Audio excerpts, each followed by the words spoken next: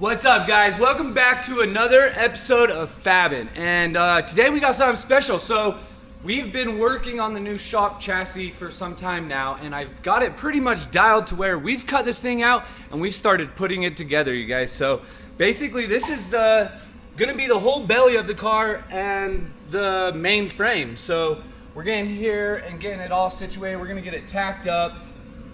And at this point, you guys, it's kind of tedious. You got to sit there and fit tubes. It's never been built before, so we have no idea. You know, there's no blueprint other than on the computer. So me and Matt are gonna keep busting and get this thing put up and show you guys how we do it.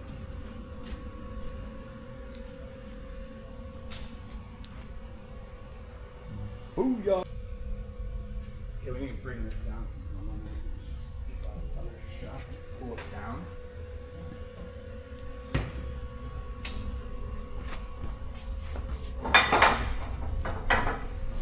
Fits now. That's where that needs to go.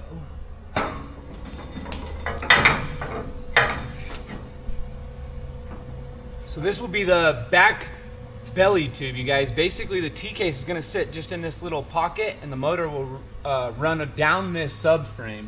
The back lower links are going to attach right to this tube. And the whole belly tube is 188 wall, you guys. I've done the whole subframe all the way back to the sliders out of 188 wall and the tube that all the suspension points mount to. So a little extra beef in this car. Not only that, it's gonna add some weight to the front of the car, so my weight bias ends up being exactly where I want it. So you guys, we are gonna set an engine and tranny and T-case in this car, and you guys are probably wondering which one. So here you have it. 3.9 V6 mated to the Flight 904 transmission, and we will back that up with a Magnitude Dana 300, you guys. So this package right here ended up being really short. It's 42 inches from the front of the motor to the back of the T-case, and that's exactly what I needed to go set this car up the way I wanted to. I've done a lot of research on RC cars, which a couple of you guys know that. And we're gonna pull a lot of the RC car suspension points into this car, you guys. So I'll explain more as we get into it, but for now, you guys gotta watch the process of the build. So there's the start of the chassis, you guys, pretty much the main shape of it. We'll get the roof bar, the door bar, and the front clip on, and we're just gonna keep jamming.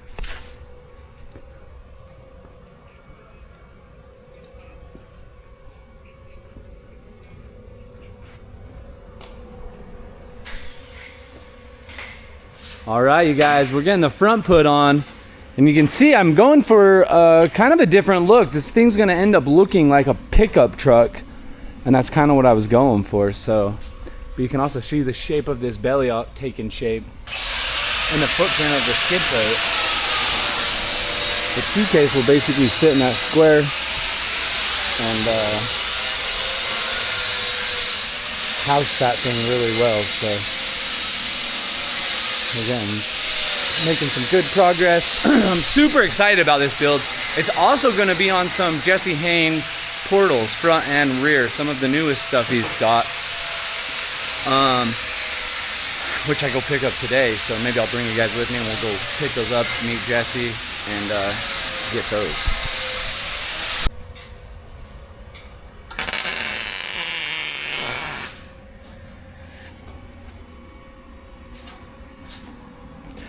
So there you have it, you guys. We got the front clip on. I did make kind of an extreme change. I had it boxed out in the front, kind of like my old car. And once you get the tubes in reality and off the computer and built, you can really see where things are weird. So I wanted to change it up, and we did just that. So here's the front of the car, basically, you guys.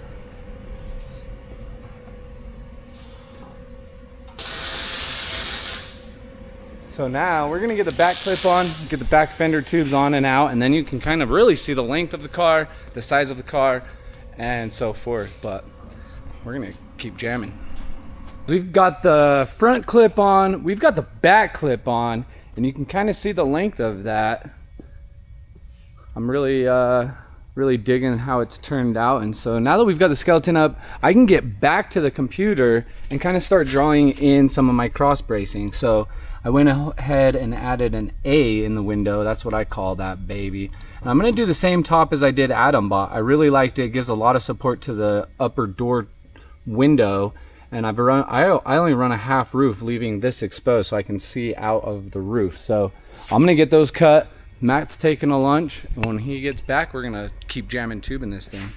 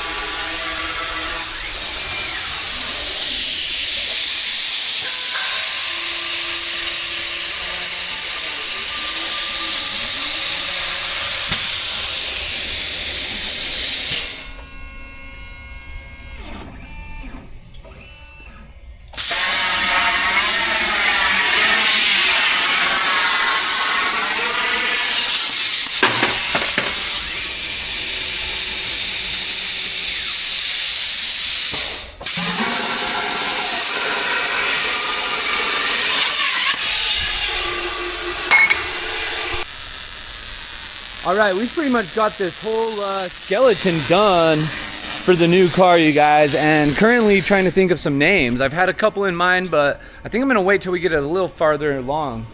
But as you can see, Matt's gonna start welding this thing down. He's got the whole belly inside pretty much knocked out. And again, the whole belly of the car is 188 wall all the way to the nose. I did that for weight distribution and obviously strength. All my suspension points will attach to that. And super excited. I've got a couple more tubes I'm gonna knock out on the Dragon. I've got some little gusset corners I'm gonna put in, and we're gonna just keep burning this thing down.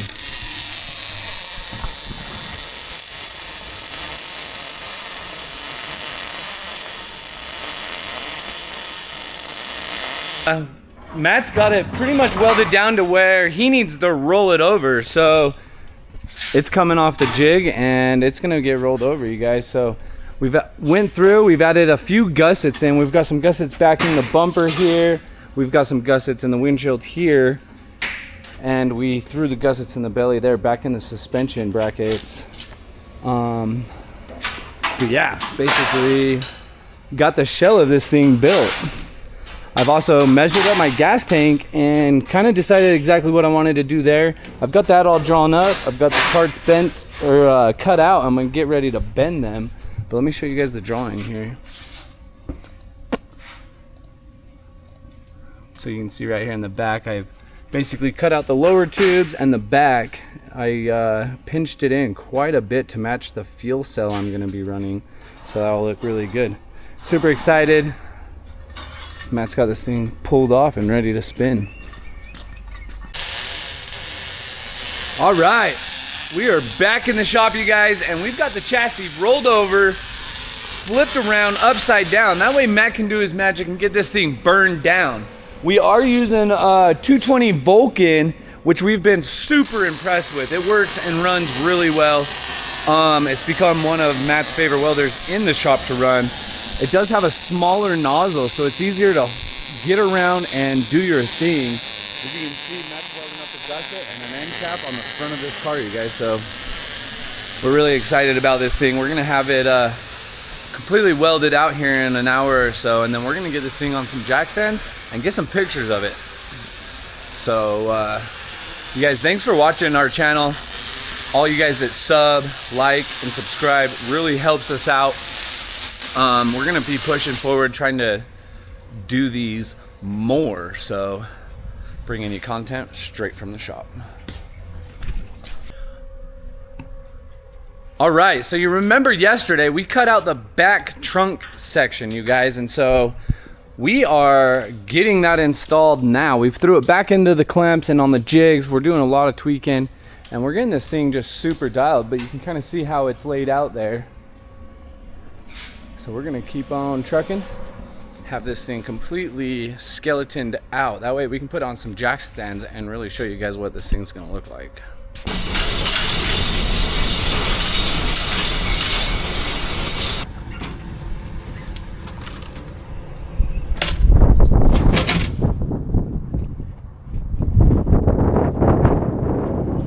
Check it out, you guys. We just got back from southern Utah and we finally got our hands on a set of Jesse Haynes portals. We're gonna get these pulled out of the box. We'll show you guys all about them, but they're going on the new Sharp build and we can't be more excited, baby.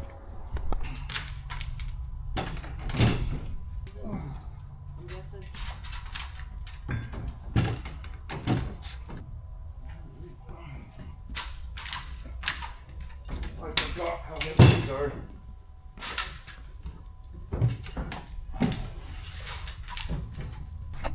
All right, you guys, they're heavy, but they're worth it. So we've got the 14-inch rotor kit with the boxes and all the high steer arms. And then we've got the C's in the box. Let us get that open and show you guys what we got. We've been fitting the gas tank as well in the chassis. It's gonna live right there. It's gonna end up being just tits how I see it, so. Matt grabbed a screwdriver. Let's see what we got in here. Screwdriver. Oh, that thing is machete.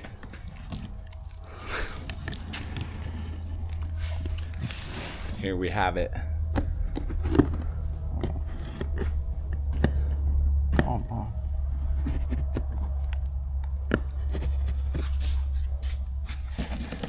The other thing, you guys, we are also going to be... Oh, here we go. He's got it. These are aluminum. What? We got the aluminum set?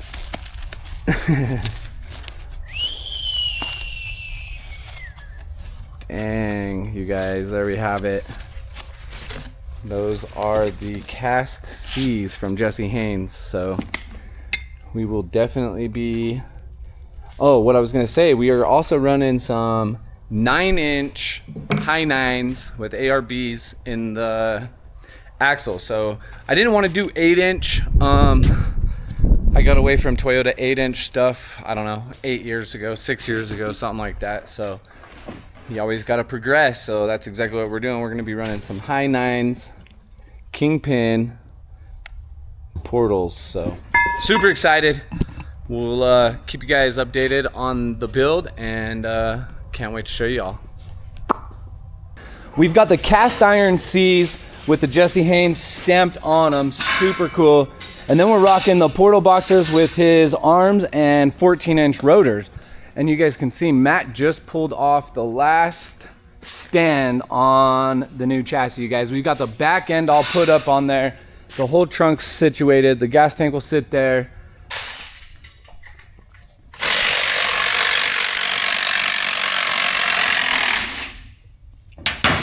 All right, you guys, we are finally de-dressing this engine.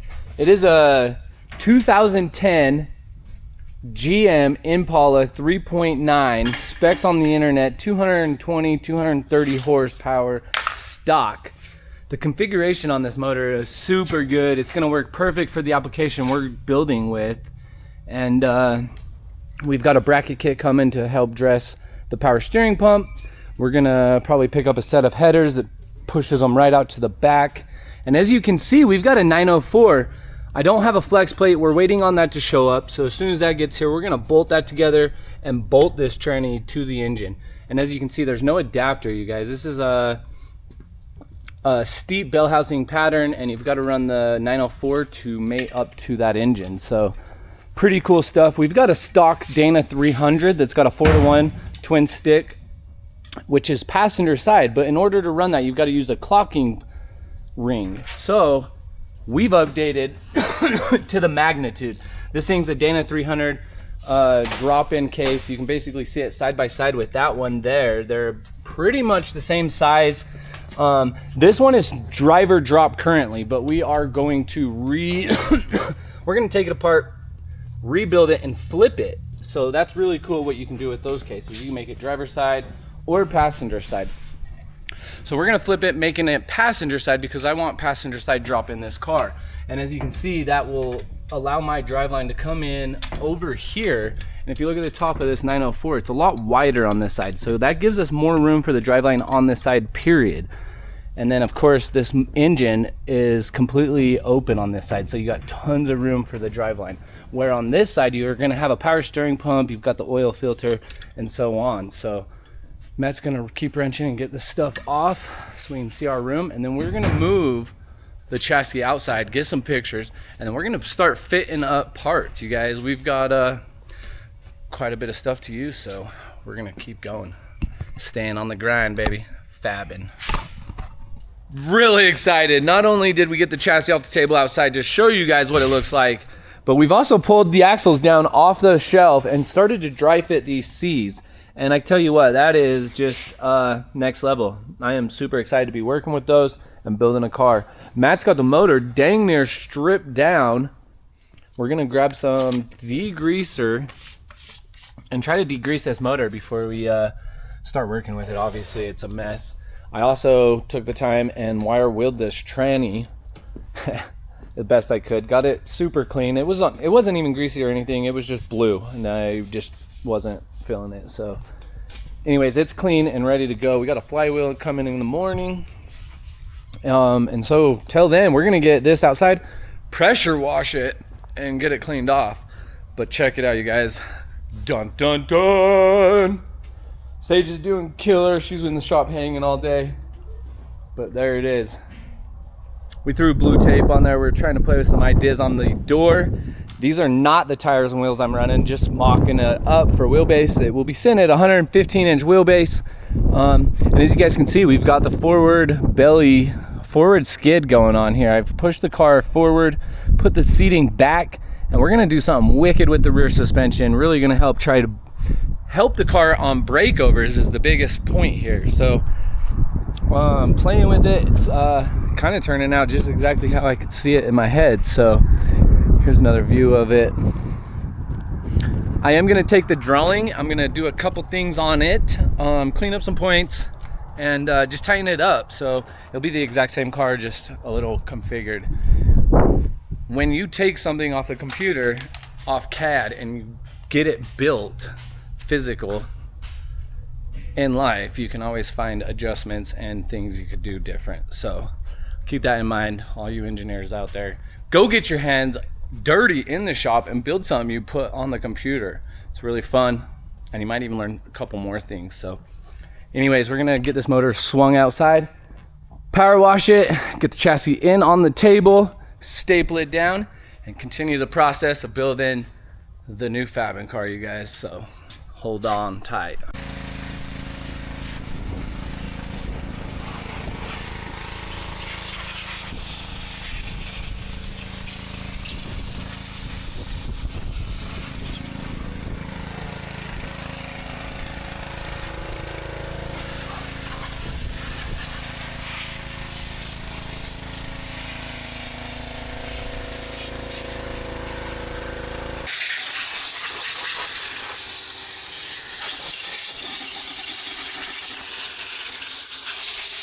What's up, guys? We are getting to the important stuff on the car. We're gonna get right into it. We've got a Trail Gear 9-inch housing sitting in front of the car. We've been doing a bunch of measuring, really trying to dial in where we want the axle. I need the pumpkin as far to the passenger side as I can get it. That way the driveline can clear through the madness here. So we basically got it measured out. We're gonna go 44 inches on the housing itself. That allows room for the slide, the C's the slide on, and bringing the wheel mount surface exactly where we need it. So if we are too wide, there's always a chance of getting offset wheels to make up the difference. But as you guys can see here, Matt is dialing in the saw. We just put a new blade on it, and when we do that, we like to make sure, go through, make sure everything's tight, get it, everything's square, and obviously got the cutting fluid going again. So this tool really makes things nice, you guys, helps us get nice clean cuts even through the thick stuff. So yeah, me and Matt are trying not to f this up. We've got the rear axle in place, and you guys can see right here, this is an Adam bought my old car rear link. So you can already see the difference right here, how much longer we are gonna be in the rear. Kind of crazy, but I think it's gonna work out great. Alright guys, this is the Dana 300. We're going to be running in the new car, and we want to make it passenger side drop, which is kind of cool about the case. It can be either or and still keep your shift rails up top. So we finally got the shift collars we've been waiting on, and we're going to go ahead and install that. But as you guys can see, there's the case open. So we've got to slide in these shift collars, and that'll pretty much put us in business. So we're gonna swap parts over now and see what happens.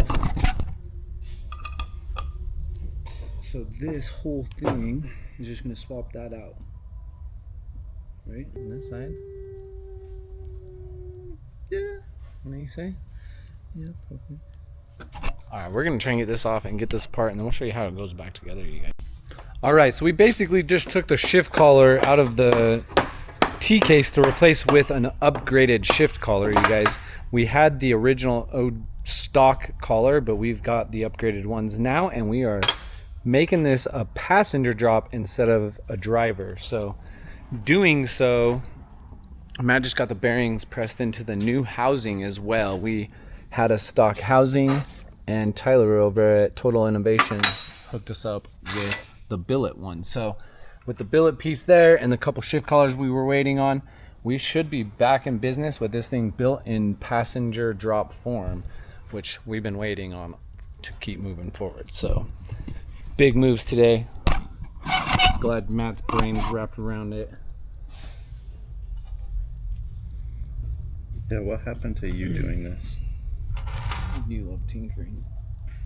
I can't. I do it. You put it together as your assembly. Oh yeah, that will slide in and on. We've got to try to pull this apart to change this collar here to the new one. So Matt's gonna see if we can get this pulley puller to work. Oh, it's a Bearing puller. Pulley sounded cooler. So while we're doing that, I'm gonna sort out all this and keep trucking here, you guys.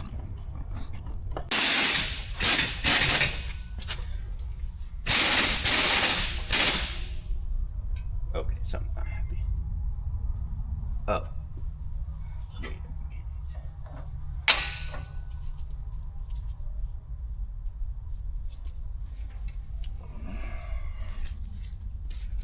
Wait a minute.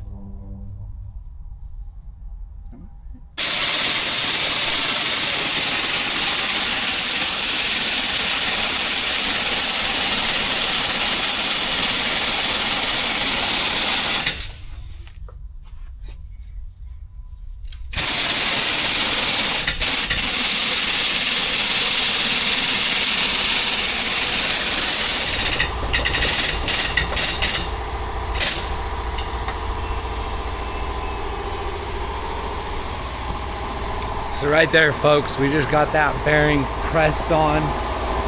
And I think that's the last piece to getting this thing kind of put together and assembled. So just slide it in there and the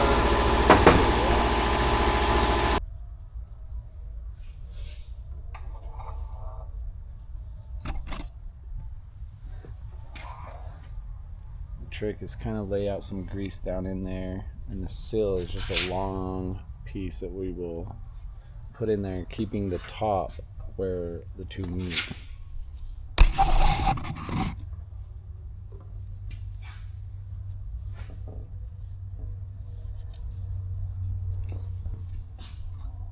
Oh, we should have done this before we put the gear set in. You always sound funny. I know, I made a video this morning. No, we can do them from the top. Oh, they just drop in? Okay. Yep. So then, And this one, if I remember right, we do two and do two. yeah.